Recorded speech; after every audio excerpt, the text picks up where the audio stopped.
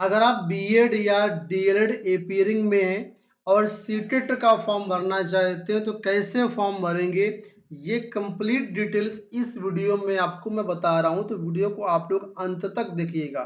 खासतौर पर समस्या हो रही है कि हम यहाँ पर कोड कौन सा सेलेक्ट करें। ठीक है, तो मैं कंप्लीट तरीका बताऊंगा, सारा कुछ बताऊंगा।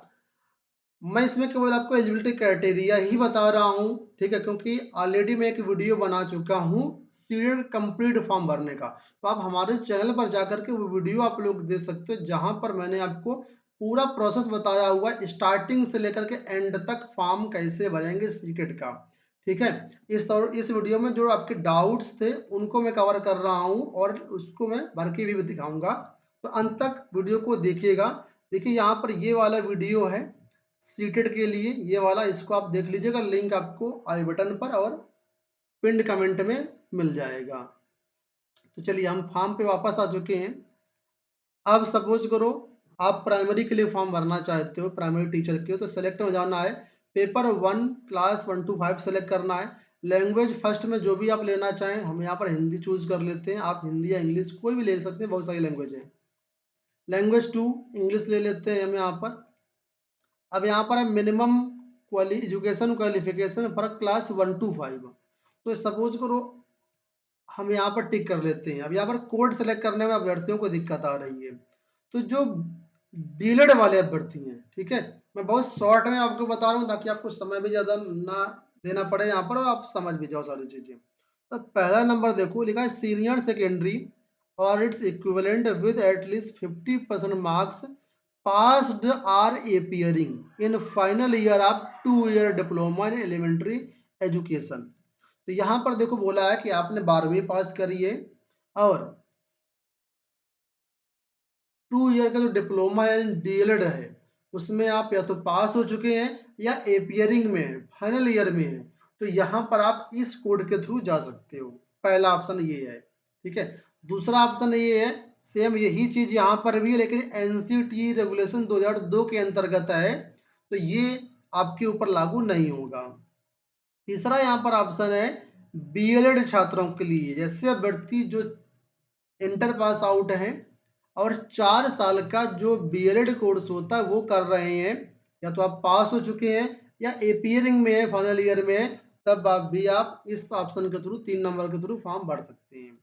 चौथा ऑप्शन यहाँ पर है सीनियर सेकेंडरी, यानी 12वीं पास है 50% मार्क्स के साथ और 2 साल का आपका डिप्लोमा है स्पेशल एजुकेशन में, तो आप इस ऑप्शन के तहत जा सकते हैं। तो जो स्पेशल एजुकेशन वाले स्टूडेंट्स हैं वो ये ऑप्शन चुनेंगे। जनरल छात्रों के लिए, जनरल डीएलएड वालों के लिए ऑप्शन ये नहीं है।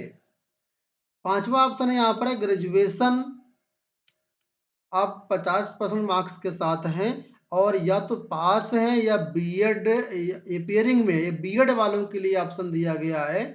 ठीक है, बीएड वालों के लिए ऑप्शन दिया गया है 5 नंबर। लेकिन बीएड तो प्राइमरी से बाहर हो गया है, फिर 5 नंबर क्यों दिया गया है? तो केवल बेवकूफ़ बनाने के लिए दिया गया, इसे काम कुछ नहीं है, मैं अभी आपको दिखाऊंगा। जब आप यहाँ पर 5 नंबर कोड डालोगे तो 5 नंबर आएगा ही नहीं। देखो मैं आपको दिखा देता हूँ तुरंत का तुरंत। यहाँ सेलेक्ट पे टिक करा, अब ये देखिए कोड है 1 2 3 4, 4 ही कोड आ रहे हैं।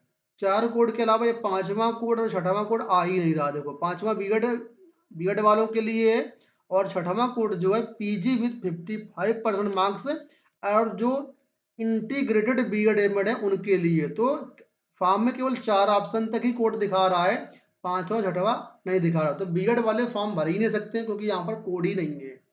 भले यहाँ पर दिखा रहा है लेकिन कोड आपको लागू नहीं कर रहा वो। ठीक है, अब बात आती है कि यूपी के जो डीएलएड अभ्यर्थी वो कौन सा कोड भरेंगे। ग्रेजुएशन प्लस डीएलएड है या अपियरिंग में है, तो देखिए ग्रेजुएशन प्लस डीएलएड का यहाँ पर कोई ऑप्शन ही नहीं है। तो जो यूपी के डीएलएड छात्र हैं जिनका ग्रेजुएशन के बाद डीएलएड है वो सब जाएंगे पहले ऑप्शन पे, ये वाला 12वीं 50% मार्क्स के साथ। भाई 12वीं तो आप किए हैं, ठीक है, और 2 साल का डिप्लोमा है आपके पास, चाहे आप पास हैं या अपियरिंग है। अपियरिंग और पास दोनों के लिए पहला ही ऑप्शन होगा डीएलएड छात्रों के लिए। तो आपको सिंपल सा यहाँ पर कोड 1 भरना है बस। ठीक है, तो ये कोड वाली समस्या मुझे लगता है सॉल्व हो गई, लेकिन अभी आगे और भी प्रॉब्लम है। अभी आपसे पूछेगा पासिंग नंबर, मार्क्स कितने, पूर्णांक कितना, वहाँ क्या भरोगे? तो अभी वेट करो, थोड़ा सा पेशेंस रखो, वो भी बताऊंगा। तो आपने ये भर दिया यहाँ पर। अब यहाँ पर आपको टिक करना है डीएलएड, ठीक है। जो डीएलएड होता है वो डिप्लोमा होता है, तो आपको डिप्लोमा वाले पे टिक करना है, सिंपल सा। अब यहाँ पर आपको एग्जामिनेशन सेंटर की चॉइस देना है। यहाँ चॉइस दे लोगे, स्टेट सेलेक्ट करोगे, यहाँ पर जिला सेलेक्ट करोगे, कैप्चा कोड डाल करके आगे बढ़ जाना है। ठीक है, तो मैं अभी आपको आगे मार्क्स बता रहा हूँ। पहले मैं पेपर 2 का आपको बता देता हूँ। यहाँ पर पेपर 2 आप देख लो। पेपर 2 यानी जूनियर के लिए यहाँ पर हिंदी मैंने ले लिया, इंग्लिश ले लिया। अब यहाँ पर सेम आ जाएगा फिर से कोड वाला ऑप्शन। तो यहाँ पर देखो 8 कोड दिए गए हैं। ये जूनियर लेवल का है पेपर 2। तो यहाँ पर डीएलएड छात्रों के लिए पहला ऑप्शन है, देखो लिखा है graduation and passed or appearing in final year of 2 year diploma in elementary education. यानी यहाँ ग्रेजुएशन दिखा रहा था लेकिन प्राइमरी में नहीं दिखा रहा था। तो ये जो डीएलएड वाले छात्र हैं वो पहला ऑप्शन चुनेंगे, क्योंकि डीएलएड जो है जूनियर के लिए भी अलाउड है। चाहे आप पास हैं अपेयरिंग में, आप पहले ऑप्शन से जाएंगे, ठीक है। अब जो बीएड छात्र हैं, चाहे आप पास से हैं या अपेयरिंग में, आपको जाना है दूसरे ऑप्शन से। यहाँ देखो लिखा हुआ है at least 50% marks either in graduation और इन पोस्ट ग्रेजुएशन। या तो आपके ग्रेजुएशन में 50% मार्क्स होने चाहिए या फिर पोस्ट ग्रेजुएशन में 50% मार्क्स होने चाहिए। पहली कंडीशन ये है। दूसरा, आप पास हो चुके हैं बीएड या आप बीएड अपेयरिंग में हो, तो आपके लिए भी दूसरा कोड यहाँ पर रहेगा। तीसरा कोड ये भी बीएड छात्रों के लिए ही, लेकिन ये जो एनसीटी के रूल समय समय पर आते हैं उसके अनुसार है, सबके लिए नहीं है।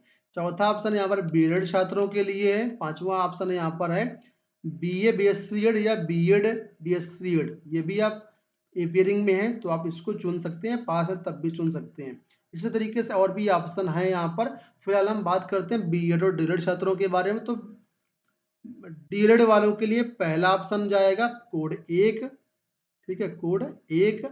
और जो बीएड छात्र हैं उनके लिए जाएगा कोड 2, चाहे आप पास हैं या अपेयरिंग में। सपोज करो आप डीएलएड छात्र हैं तो आप यहाँ पर 1 के साथ जा सकते हैं, बीएड छात्र हैं तो 2 के साथ जा सकते हैं। तो ये तो मैंने सिंगल सिंगल का पेपर का बता दिया। अगर आप दोनों को फॉर्म भरना चाहते हो तो क्या करोगे? दोनों को फॉर्म भरना हो तो यहाँ पर सिंपल सा both paper 1 and paper 2 select करना है आपको। लैंग्वेज 1 ध्यान से लेना है आपको, हिंदी इंग्लिश जो भी लेना चाहें। अब पेपर 1 के लिए आप यहाँ पर ऊपर से सेलेक्ट करो कोड। आप डीलर हैं तो 1 डाल सकते हो, और ये जूनियर का लिए इसमें भी डीलर हैं तो आप इसमें भी 1 डाल सकते हो, ठीक है। बात समझ में आ गई?